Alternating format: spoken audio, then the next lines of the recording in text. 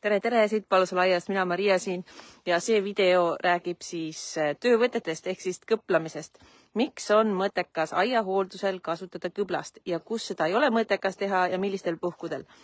Mul on siin üliterav Jaapani kõblas, mis võtab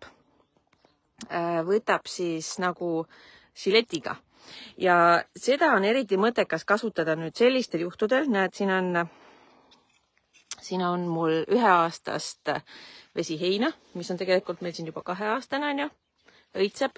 Ja siis on siin murunurmikat, ehk siis milliste umbrohtude puhul tasub kõblast kasutada, on kindlasti sellised umbrohud, kellel on siis selline narmas juurestik ühest küljest ja teisest küljest nad on 1-aastased. Ehk siis sa ei saa kõblast kasutada naadi puhul või võilile puhul, mis on ka näed võilil siin kõrval.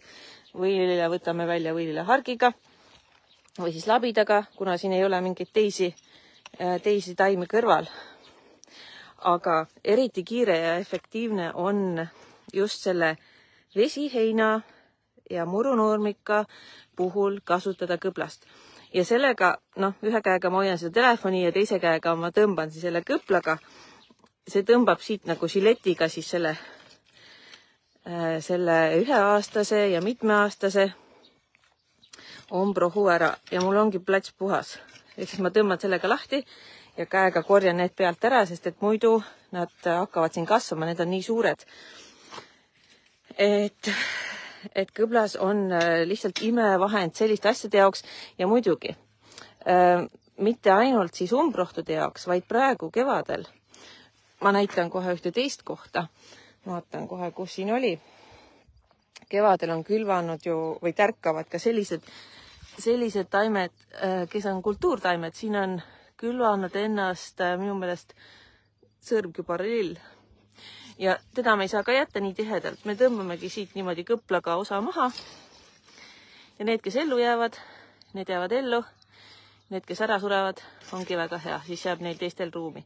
Ja praegu päikesele ise ilmaga on seda väga hea teha. Vot selliseid aianippe ma kirjutan, või tegelikult mitte mina ei kirjuta, vaid minu ema jagas ka Naadimetsast paradiisis raamatus. Kes on juba lugenud, siis võid öelda, kuidas olid.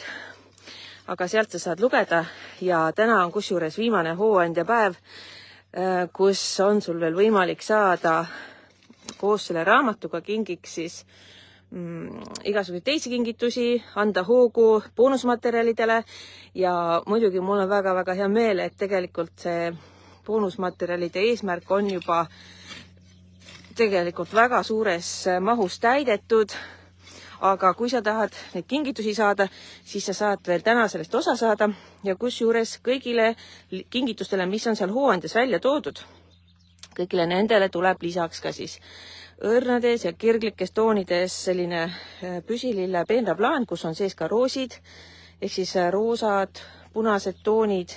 Ma ei mäleta, kas sealt sinakat oli ka sees. Igal juhul selline plaan, mis sobib sulle siis päikeselisele kasvukohale, kuhugi aia äärde, kuhugi tara äärde või siis terrassi äärde, ehk siis üks serv on selle peenral täiesti sirge. Vot, aga ma soovin sulle imelist päikselist päeva ja kohtume juba järgmises videos järgmiste nippide ja tegevustega.